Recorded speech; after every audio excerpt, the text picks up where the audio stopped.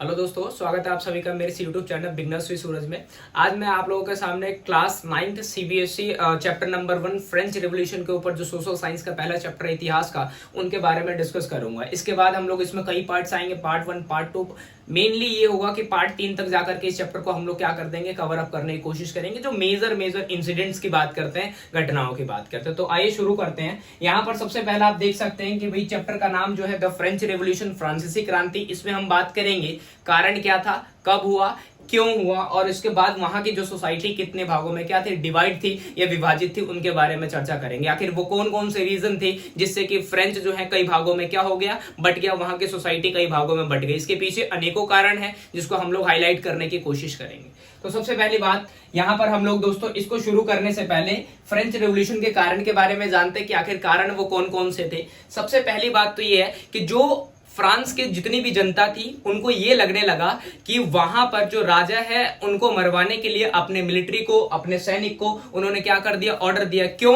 क्योंकि एक ही रीजन था, वहां पर आप बात कर सकते हैं मोनार्कियल सिस्टम अपने प्रभाव को, डोमिनेंस को दर्शाने के लिए, आम जनता के ऊपर अपने बल का प्रयोग करने के लिए। क्यों? क्योंकि वहां पर आम जनता इकट्ठा हुई थी। किस लिए? वहां पर बेरोजगारी प्लस आप बोल सकते हैं भ्रष्टाचारी, उसके बाद आप बोल सकते हैं प्राइस राइज की बात करते हैं जिसमें वस्तुओं की कीमतों में वृद्धि। इन सबका विरोध करने के लिए, प्रोटेस्ट करने के लिए वहां की जनता ने सरकार के खिलाफ मोर्चे निकाले। तो उस मोर्चे को खत्म करने के लिए राजा ने क्या किया, अपने सैनिकों को ऑर्डर दिया कि भाई उनको या वायलेंस या नॉन वायलेंस जिस भी तरीके से आप उनको मनवाना चाहे वो आपके ऊपर हम क्या करते हैं, छोड़ते हैं। तो ये कहीं ना कहीं ये बात आम जनता को पता लगी, जिसके कारण से वो और ज्यादा क्या हो गए, वायलेंट हो गए, भड़क गए, हिंसक हो गए। उसके बाद दूसरे नंबर पे क्या है, वस्तुओं की कीमतों में वृद्धि। अब प्राइस राइज की बात करते हैं। किसी भी कंट्री में आम जनता विरोध क्यों करती है? क्योंकि वहां की जो वस्तुएं होती हैं वो काफी ज्यादा सरकार क्या करती है, महंगी करती है, due to the lack of the resources की बात करते हैं कि कहीं ना कहीं संसाधन की कमी है। जो भी रिसोर्सेज बचे हुए हैं सरकार उस पर क्या करती है, ना चाहते हुए भी पैसा बढ़ाती है, जो आम जनता को परेशानियों का सामना करना पड़ता है। तीसरे नंबर पर आप देख सकते हैं बेरोजगारी, अनएम्प्लॉयमेंट की बात करते हैं। ये मेजर टॉपिक है जिसके कारण किसी भी कंट्री में क्या कर रहे हैं, लोग विरोध करते हैं। जैसे अभी करंट सिनेरियो में बात करते हैं पाकिस्तान में लेकर के अभी खास तौर पे जो उनकी जीडीपी है वो खास तौर पे क्या है, नीचे माइनस की ओर चला गया। रीजन क्या है, जो वहां पर रिसोर्सेज हैं वो खत्म हो गए। मतलब ये कि जो भी उनके पास था वो क्या हो गया, बर्बाद हो गए। अब बर्बाद होने के बाद जो भी कंट्री उनके साथ थी उन्होंने उनका साथ छोड़ दिया। तो कहीं ना कहीं उनका जो इकोनॉमिकल जो बर्डन है वो काफी ज्यादा उनके ऊपर है, जिसके कारण से बाकी कंट्रीज भी उनका साथ छोड़ रही है। तो वहां की जनता भी क्या करे, मजबूर है। वो सरकार का विरोध करने के बजाय वो खुद को क्या कर रहे हैं, परेशानियों में और ज्यादा गहराते जा रहे हैं। क्यों? उनके पास कोई चॉइस नहीं है। ये तीन कारण तो ऐसे हो गए कि राजा ने अपने मिलिट्री को क्या किया, ऑर्डर दिया कि आम जनता के मोर्चा को खत्म करे। दूसरी बात, वहां की जनता ने क्या किया, किस कारण से विरोध किया, वस्तुओं की कीमतों में वृद्धि, जिसमें हम लोग ब्रेड्स की बात करेंगे, पाव रोटीज की बात करेंगे कि कहीं ना कहीं इतने ज्यादा हाई रेट हो गए कि आम जनता का खरीदना नामुमकिन, इम्पॉसिबल सा हो गया। तीसरा क्या है, बेरोजगारी, जिसमें हम लोग खास तौर पर बात करते हैं फ्रेंच, जिसकी राजधानी पेरिस की बात करते हैं, वहां पर ये चीजें आपको देखने को मिलती है। तो अब आइए दोस्तों शुरू करते हैं हम लोग एक और चीज, जो ये फ्रेंच रिवॉल्यूशन कब हुआ। तो ये 1 नंबर के हिसाब से आपको काफी ज्यादा इंपॉर्टेंट है, जो आपको ध्यान रखना पड़ेगा एमसीक्यू के हिसाब से, क्योंकि ईयर कभी कभार ऑप्शंस में एमसीक्यू में चारों सेम दे दिए जाते हैं, बस आपको क्या कर दिया जाएगा, डेट या मंथ चेंज कर दिए जाते हैं। तो ये यहां पर आपको ध्यान में रखना है। 14 जुलाई 1789 की बात करते हैं। अब कहानी की शुरुआत कैसे होती है आपको समझना क्या है कि यहां पर मैंने ट्रायंगल शेप में समझाने की कोशिश करा दोस्तों, इजी मैनर में। जहां पर आप देख सकते हैं सबसे फर्स्ट नंबर पे प्रायोरिटी किसको दी हमने, फ्रांस। उसके बाद हमने बात करी उसकी राजधानी पेरिस। उसके बाद तीसरा क्या है, कैदियों के बारे में बात करी है कि प्रिजनर्स की बात करते हैं। अब फ्रांस की राजधानी पेरिस में खास तौर पे वहां के 7 कैदियों को क्या किया गया, कैद किया गया। रीजन क्या था कि वहां पर जो ये वाला जो सिस्टम है जिसको आप बोलते हैं कि राजा ने अपने सैनिकों को ऑर्डर दिया, उसका विरोध करने में 7 लोग पकड़े गए। अब 7 लोगों को सरकार ने पकड़ा, तो यहां पर जो इनके साथी थे इनको छुड़ाने के लिए क्या करते हैं, इस टाइम पर अटैक करते, कहां पर, द फोर्ट ऑफ बास्तिल की बात करते हैं। और अटैक करने के बाद, आक्रमण करने के बाद, यहां पर लिखा भी हुआ है आम जनता द्वारा किले पर आक्रमण करने का मेन रीजन क्या था, उन 7 कैदियों को क्या करना, उस किले से बाहर निकालना, उस कैद से बाहर निकालना।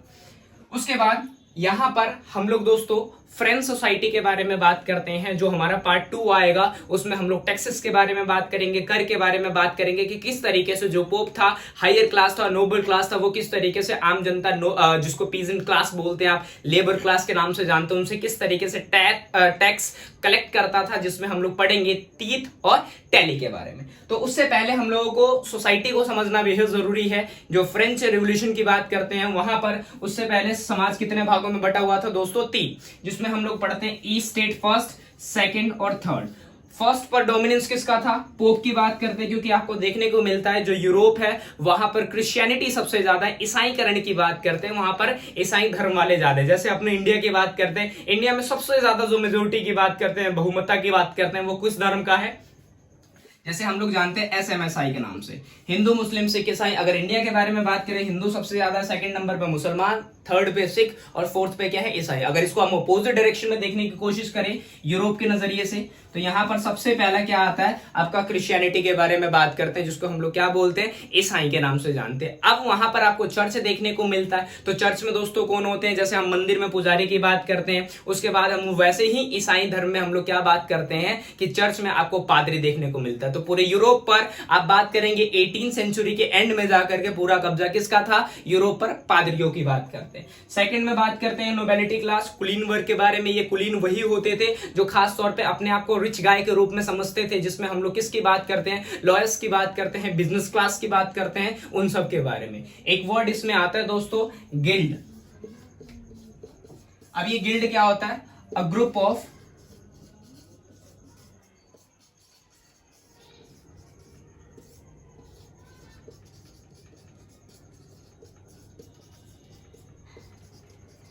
दोस्तों ये गिल्ड, जैसे आप देख सकते हैं, गिल्ड ग्रुप ऑफ ट्रेडर्स यानी कि व्यापारियों का समूह। सपोज करिए 5 जने हैं, 6 हैं, 10, जितने भी आप चाहते हैं उतने जने को इकट्ठा करें। उस ग्रुप को अगर इकट्ठा करते हैं तो वो ग्रुप ही क्या कहलाएगा? आपका गिल्ड कहलाएगा। वो ग्रुप खास तौर पे किसका होगा? व्यापारियों का, जिसको हम लोग क्या बोलते हैं? बिजनेस क्लास, जिसको हम लोग किस वाले स्टेट में डालते हैं? सेकेंड वाला। थर्ड की बात करते हैं पीजेंट क्लास, जिसको हम लेबर क्लास के नाम से जानते हैं। इनका मेन काम क्या होता था? इन दोनों की सेवा करना। दोस्तों अगर आपको याद होगा, आपने पढ़ा भी होगा, तो पहले हमारे जो इंडियन सोसाइटी की बात करते हैं वहां पर भी आपको बकवास चीजें देखने को मिलती है। बकवास का मतलब समझने के लिए बात करते हैं ब्राह्मण, क्षत्रिय, वैश्य, शूद्र। तो ये वैश्य शूद्र का मेन काम क्या होता था? क्षत्रिय और ब्राह्मण की क्या करना? सेवा करना, उनकी रक्षा करना। सेम चीज आपको यहां पर करनी है, बस क्या हो गया? नाम बदल गए, लेकिन काम वही है। इनका काम ही क्या है? सेवा करना। तो दोस्तों ये हमारा सोशल साइंस क्लास 9 चैप्टर 1, जिसको हम द फ्रेंच रिवॉल्यूशन के नाम से जानते हैं, पार्ट 1 है। पार्ट 2 में हम लोग क्या करेंगे? मेन इवेंट्स के बारे में बात करेंगे डिस्क्रिप्टिव रूप में। तो होप सो आपको ये वीडियो पसंद आए। अगर पसंद आए तो लाइक, सब्सक्राइब, कमेंट करना ना भूले। Thank you very much.